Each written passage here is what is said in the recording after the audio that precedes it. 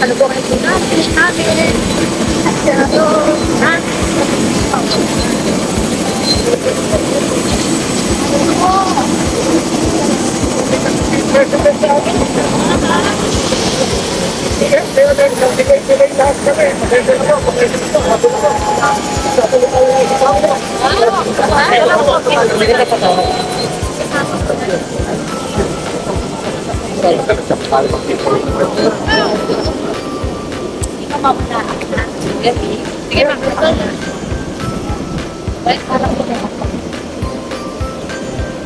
Muli po, Mayor Gloremy, maraming salamat po sa inyong pagtanggap. Talagang pupunta po ako rito. Ito po ay imbitasyon din ni Mayor. Gusto ko makabalik-balik dito. At kanina nga, pinag-uusapan namin kung ano pa yung pwedeng gawin dito sa Kalumpit. At meron kami pinag-uusapan para na rin sa inyo.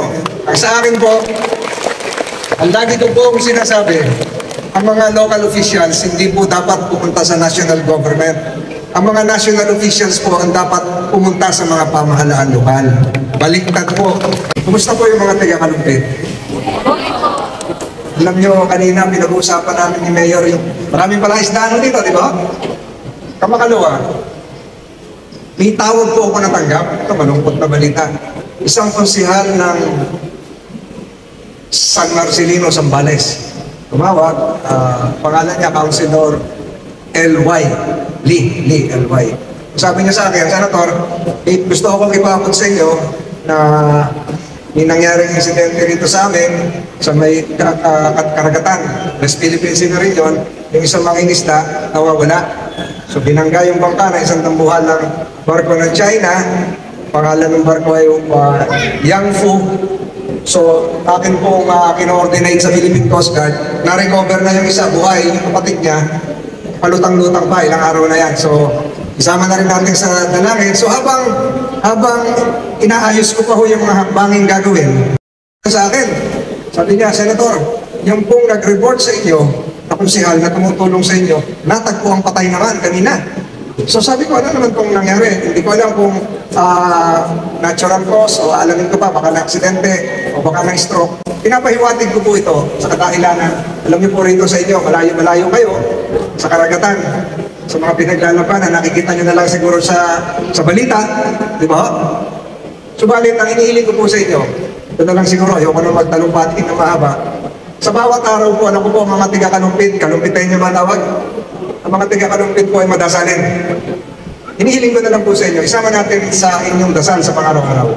Kahit po malayo sa karagatan ng West Philippine Sea at Kalumpit, yung ating mga Philippine Navy, yung ating mga Philippine Coast Guard, at yung ating mga mangingisda sa Zambales, sa Bajo de Masinloc, na araw-araw naglalayag. Araw-araw po ay nangingisda. Dahil yung ginagawa nila, hindi po para sa kanilang sarili lamang, para sa inyo po yun. Para sa ating lahat. Ang pinaglalaban nila, hindi lang yung karagatan, kung hindi yung kalayaan din ng Pilipinas. So isama niyo po sila sa inyong dalangin. At naniniwala po ako, darating ang panahon, magkakaroon po ng resolution yan. Hindi ko lang po alam kung kailan. Hindi ko po alam kung kailan mangyayari. But in God's own time, in God's benevolent hand, peace will prevail. Darating po yan.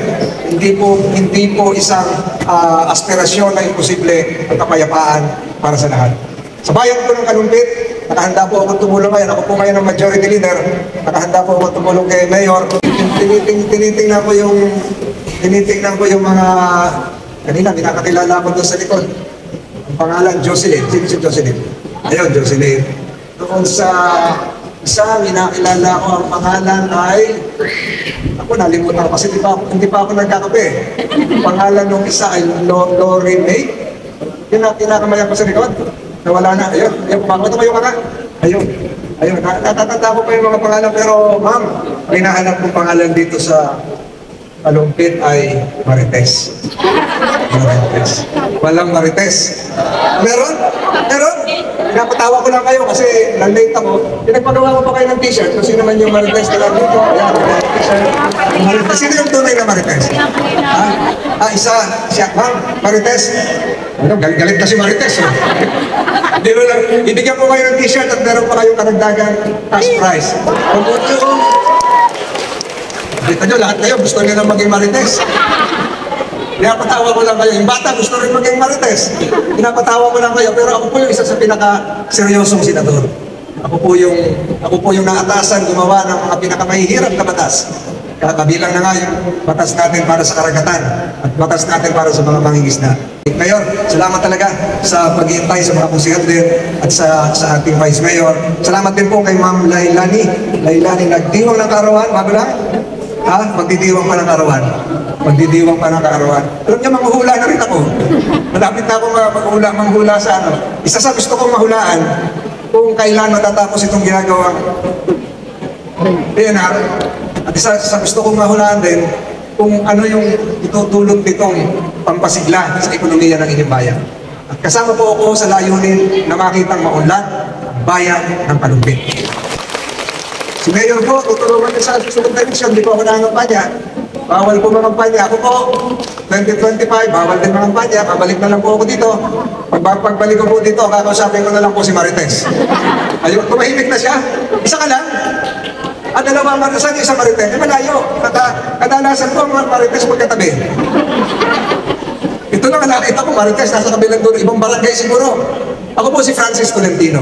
Dati po akong mayor ng Tagaytay. Ang tangi ko pong may pagmamalaki ay napaunlad ko po ang Tagaytay City. Napakaganda po ng Tagaytay. Hindi ko lang kayo imbitahan pumunta ngayon.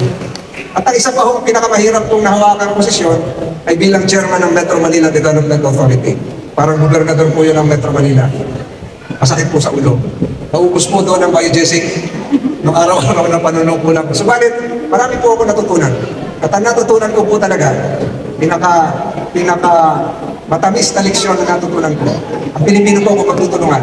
Ang Pilipino po ako kahit hindi magkakakilala, kahit magkakapitbahay, magkakahanggan sa Batangas, kung magkakaisa lang, maunlad po ang ating bayan.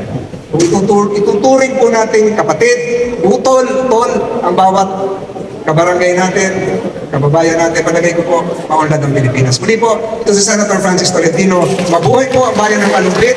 Ito pong tulong na matatanggap ngayon ay para po sa inyo, makatulong na kaunti dahil sa pinagdaanan nating El Nino. Maraming salamat po at magandang hapon. Ervin naman, iba yung ginagawa, iba yung kay Diwata, pares ito eh.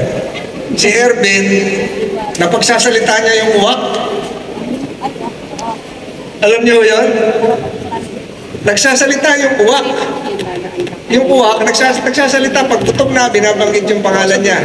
Kaya sa susunod na pagbalik ko rito, pag may kasama po akong uwak, huwag kayong matatakot. Maganda nga po bumalik.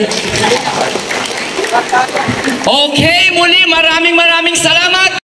Tinatawagan po si Ma'am Lailani Reynoso. Ayun na pala, okay ma'am. Ang una nating beneficiaries, si Maria Cassandra Reyes Galang. Next, si Agnes Pagdanganan Di Mawala. Yan. Next, si Mary Ann Yambao Salonga. Next, si Karen Jason Roque Garcia. Next, si Mary Grace Padua Villasenor. Next, si Heidi Tigolo Calma. Next, si Josephine Austria Vicente. Next, si Corazon Galang Tan.